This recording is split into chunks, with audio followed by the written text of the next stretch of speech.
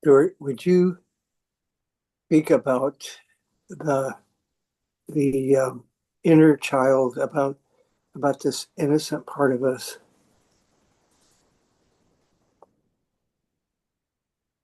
Oh, yeah. Okay. I've spoken about this a lot, and look, it's a simple reality. We're born innocent. We come into the world beautiful little babies.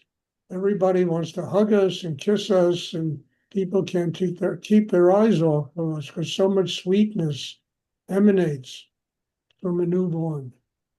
And somewhere along the road, we lose it.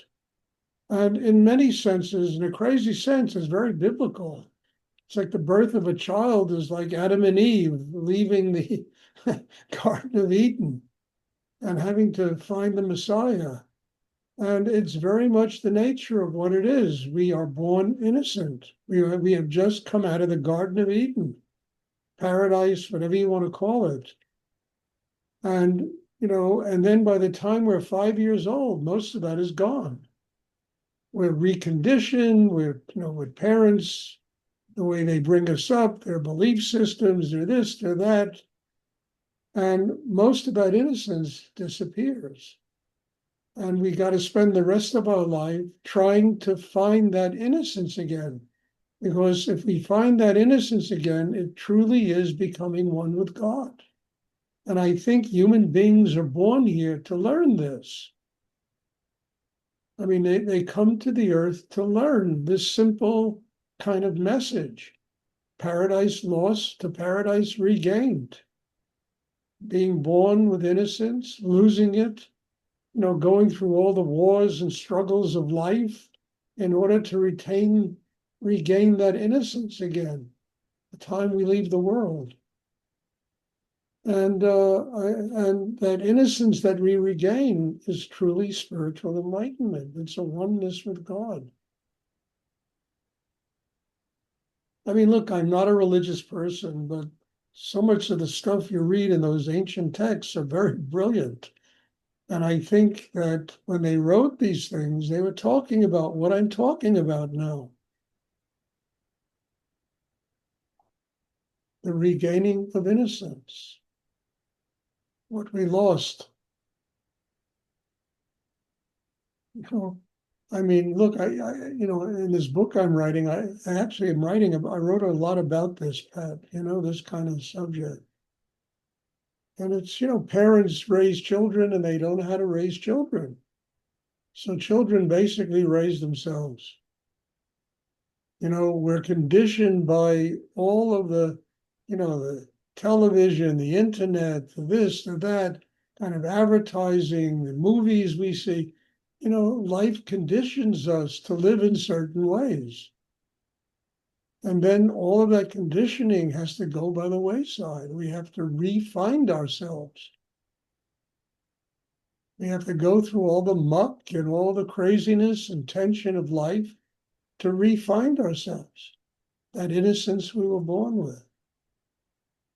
But in the process of refinding ourselves, the soul gets, really, it's very strong and very connected to spirit, because there's an inner part of us that understands the only way we can regain that innocence is we have to truly learn how to get spiritually enlightened.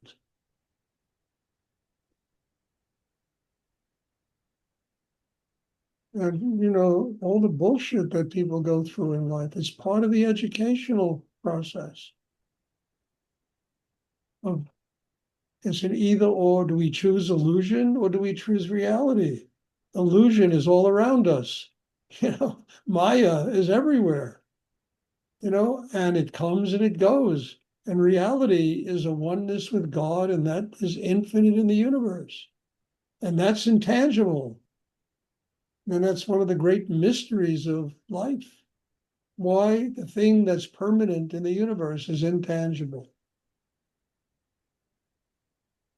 If you try to figure it out in your head, you'll go crazy. If you open your heart and embrace it, it'll nurture you and help you really attain a state of spiritual enlightenment.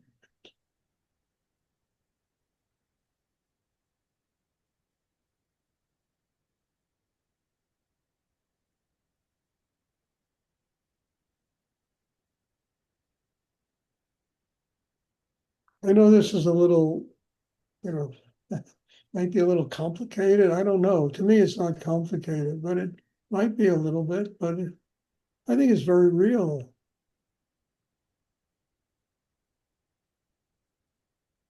And I think that instead of complaining about all the struggles and being angry, say, okay, this is what I have to go through. This is my education, it's my university that I have to attend called life. And life has many dimensions, and part of it is the struggle, the suffering, the difficulties of life. Do we learn from it and do we grow because of it? Or do we spend our life complaining about it? It's an either or thing. And of course, Maya is very tempting. It really is. It's like the great white way, all the lights on Broadway. It's very tempting.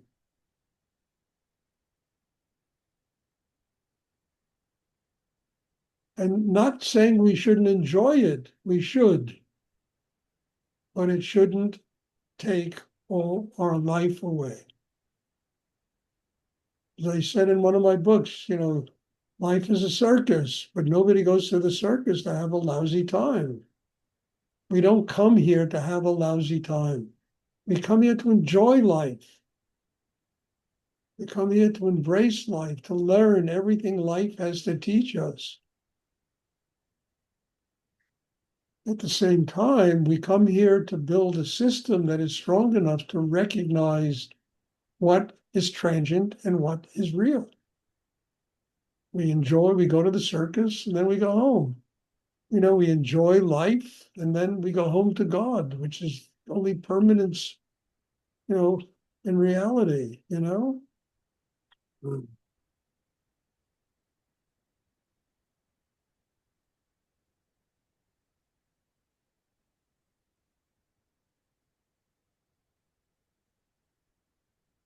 Does anyone else have a question? Thank you, Stuart. You're welcome. A great question, Pat. Very important question.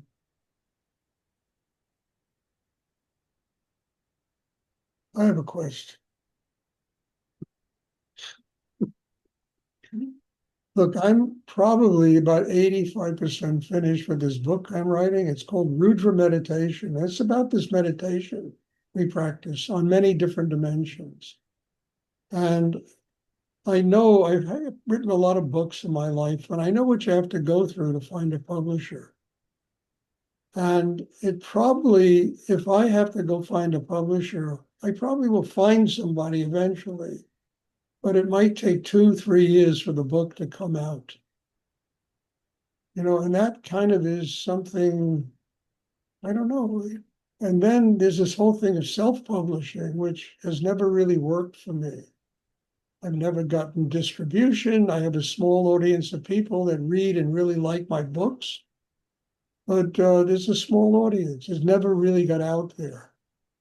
And so there's this conflict. Do I go and wait to get a publisher, or do I just get the book out there? I don't think I'll go through Amazon again, but there are other companies that do self-publishing. Like, what's that big distribution company? They're the biggest one in the world. Forgot their name, but they do, self-publishing. Claim that they get your distribution. I don't know. These people make a lot of claims, and then when you get involved with them, they take your money and it's nothing. It's really very interesting. So I don't know if anybody has ideas. I'm open to listen. Maybe not here. You can send me emails. I think this is a book that everyone should read. It will give you enormous insight into what this meditation is really about. And I'm already working on the third copy, the third edit here. That's the hardest part about writing a book. You got to edit it, and then it's an endless process. And no matter how much I edit it, there's always some more to be done. So if you have any ideas, I'm open to listen. And I mean, most of you really are very far away from the world of publishing. I mean, I published 9 books or maybe more. I don't know. I lost count already. And some of them had commercial publishers and some of them had, I did it through Amazon. And we'll see. We'll see what happens. So if you have any ideas, let me know. Maybe not here, but just you can send me an email or text or something. Does anyone else have a question?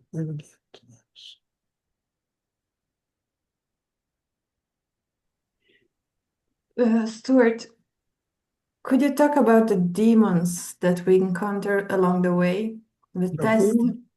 the test that we face along the way, the demons. Look, Anna, they live inside us. We create them inside us because we've lost our connection with spirit. And by having lost that connection, all these negative energies manifest inside us. So the work is to develop a chakra system that's strong enough to transform those negative energies into spirit, into love, into something positive. And when you develop a chakra system, you get the ability to do what I'm talking about. This isn't something I'm making up. And I'm not making it up because I've done it in my own life.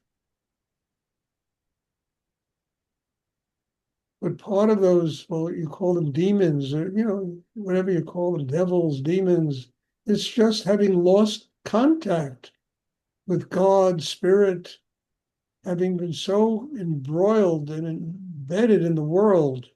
And what is life? Life is a continuum of positive and negative. It's a manifestation of what goes on in people's heads, positive and negative. And we suck that in.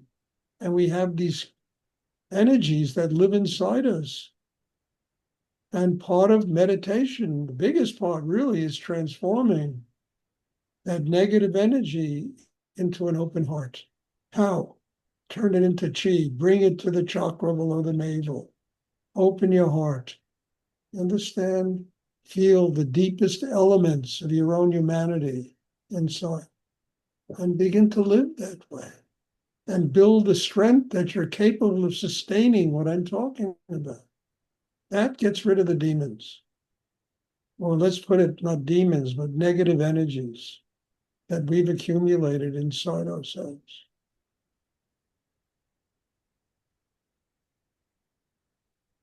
Like Rudy said, work brings more work. This is not easy to do, If this was easy to do, the world wouldn't be as crazy as it is.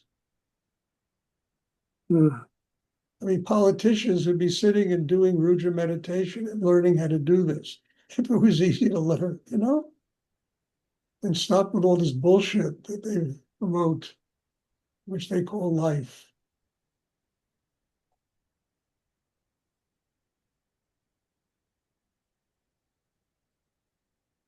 So that's, it's that simple, but it's really difficult to do. You have to work on yourself consciously over a period of time to begin to master your inner chaos or your inner demons or negativity or whatever you want to call it. But eventually, I promise you, it comes because I know what I went through. I honestly know what I went through and what I had to fix inside Stuart. And if I could have fixed what was inside me, there's nobody sitting here now that can't fix what's inside them. And Rudy used to tell me the same thing about himself. He really did.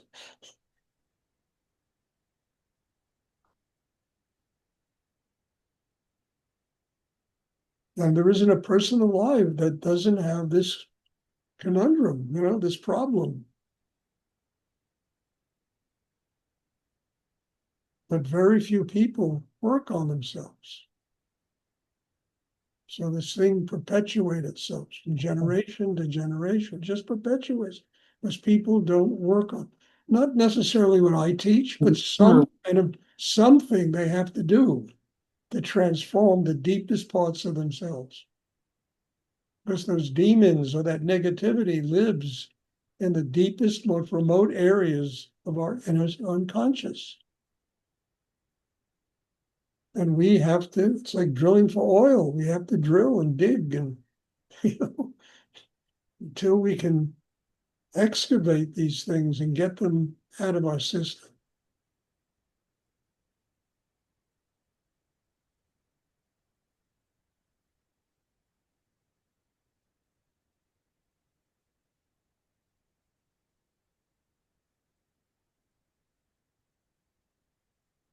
I hope it's clear, because this is not a problem that exists far away. This is a problem that exists inside every single human being. If 8 billion people live with open hearts and were happy people, we'd have no more wars. Nobody would starve. There would be no genocide. There'd be no racial problem. There'd be love. But out of the 8 billion, maybe there's a half a dozen people that can sustain a hope and heart for a lifetime. The rest is madness. And what do we have? Look what we have out there in the objective. Very strange. But it doesn't mean that a human being can't do this to themselves. It really doesn't. They have to do the work on themselves. When I saw my teacher do work on himself, that was staggering, And he always told me, work brings more work, and it really does.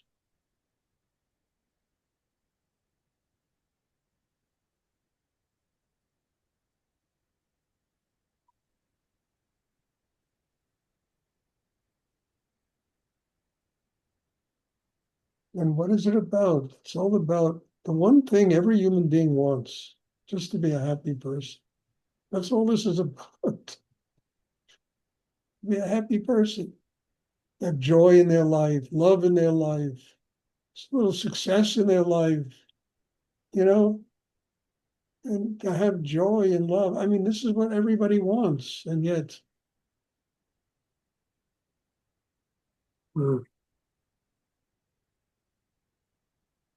does anyone else have a question? Good question, Anna. Thank you. Thank you.